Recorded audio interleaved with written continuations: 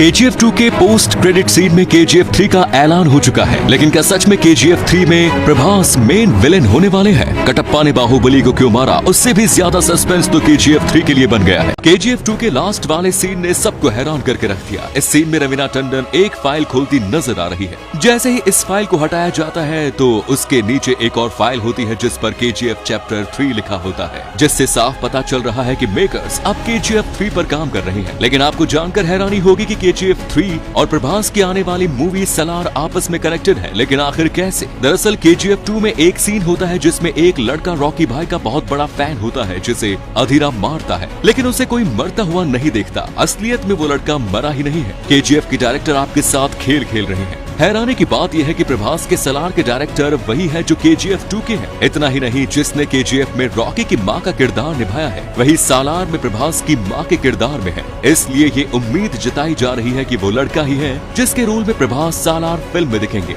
जिसका मतलब KGF 3 में यश और प्रभास दोनों दिख सकते हैं। KGF 3 की कहानी KGF 2 ज्यादा धुआंधार होने वाली है। अब ऐसा माना जा रहा है कि रॉकी भाई अपनी मां से किए वादे को पूरा करने के लिए न सिर्फ भारत का बल्कि दुनिया का सारा सोना अपने कब्जे में ले लेगा। उसने अपनी मां से कहा था कि एक दिन वो उसे दुनिया का सारा सोना ला कर देगा। वो वादा अभी अधूरा है जिसे पूरा करेगी KGF चैप्टर 3। KGF के तीसरे पार्ट में रॉकी पूरी दुनिया का सोना हथियाने की कोशिश करेगा और हो सकता है कि उसके कारण भारत का इंडोनेशिया और अमेरिका से युद्ध भी हो जाए। KGF के तीसरे चैप्टर में कहानी इंटरनेशनल माफिया से जुड़ी होगी, जहां वो दुनिया का सबसे अमीर शख्स तो बनेगा, साथ ही सबसे ज्यादा ताकतवर और खतरनाक इंसान बन जाएगा। KGF 2 से पंगा लेना कोई छोटी मोटी बात नहीं है, लेकिन फिर भी थलापति विजय ने अपनी फिल्म बीस्ट KGF के साथ रिलीज कर दी। विजय पहले से ही इंडियन फिल्म इंडस्ट्री में ज्यादा फीस लेने वाले एक्टर्स में से एक है। वैसे तो वो एक फिल्म के लिए एवरेज 70 से 75 करोड़ रुपए तक चार्ज करते हैं, लेकिन फिल्म बीस्ट के लिए विजय ने 100 करोड़ रुपए की मोटी रकम वसूली है। पहले तो इतनी महंगी फीस सुनकर बीस्ट के प्रोड्यूसर्स के होश उड़ गए, लेकिन बाद में वो तैयार हो गए। हैरानी की बात यह है कि बीस्ट का बजट 150 करोड़ का है, जिसमें 100 करोड़ तो विजय की फीस ही है, यानी मूवी के बजट के आधे से भी ज्यादा। फीस के मामले में विजय ने सुपरस्टार रजनीकांत को भी पीछे छोड़ दिया, जिन्होंने फिल्म दरबार के लिए लगभग 90 करोड़ रुपए चार्ज किए थे। विजय की सालाना इनकम 120 करोड़ रुपए के आसपास है। उनका चेन्नई में एक आलीशान बंगला है। उनके इस घर में सारी सुख सुविधाएं मौजूद है। थलापति विजय के पास 6 करोड़ की रोल्स रॉयस घोस्ट से लेकर 1.35 करोड़ रुपए की ऑडी A8, 75 लाख रुपीस की कीमत की BMW 5 सीरीज,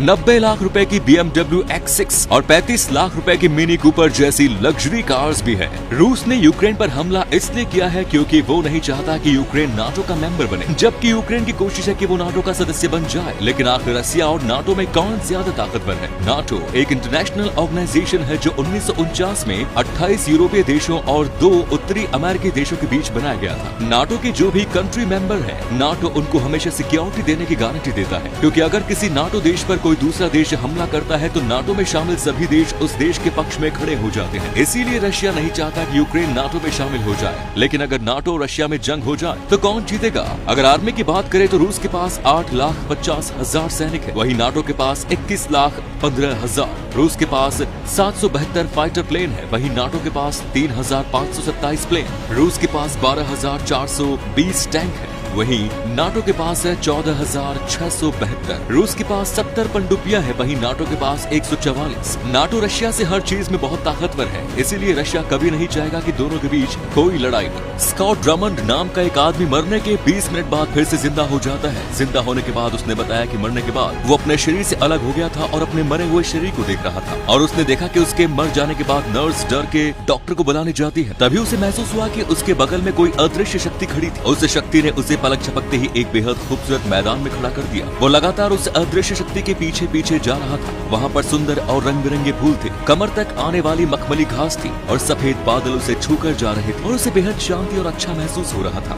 उसने ये भी बताया कि उसे पीछे मुड़कर नहीं देखने के लिए कहा गया। वो अदृश्य शक्ति के कहने पर बादलों की तरफ जा रहा था। इसी बीच किसी ने उसका हाथ पकड़ा और कहा, अभी तुम्हारा समय नहीं हुआ है, तुम्हें और भी चीजें करनी है। इस आवाज के बाद झटके से वो अपने शरीर में आ गया। दुबई ने एक बार फिर से पूरी दुनिया को चौंका दिया है, क्योंकि यहाँ एक फ्लोटिंग होटल यानी कि पानी पर तैरने वाला 5 स्टार होटल बनाया जा रहा है। इस होटल का नाम कैंप्स्की फ्लोटिंग पैलेस रखा गया है। होटल के अंदर टोटल 156 कमरे होंगे और साथ ही यहाँ हेलीकॉप्टर के उतरने के लिए एक हेलीपैड, रेस्टोरेंट, बार, स्विमिंग पूल और एक स्पा भी मौजूद होगा। यहाँ आने वाले मेहमानों को स्पीड बोट से होटल तक ले जाया जाएगा, लेकिन अगर कोई हेलीकॉप्टर से आना चाहता है तो उसके लिए भी व्यवस्था होगी और उसके अलावा होटल में यॉट पार्किंग की भी सुविधा दी जाएगी। समुद्र में तैरते हुए उस होटल की खास बात यह है कि होटल से 12 आलीशान विला जुड़े होंगे। हर एक विला में 4 बेडरूम और इन्फिनिटी पूल भी होंगे।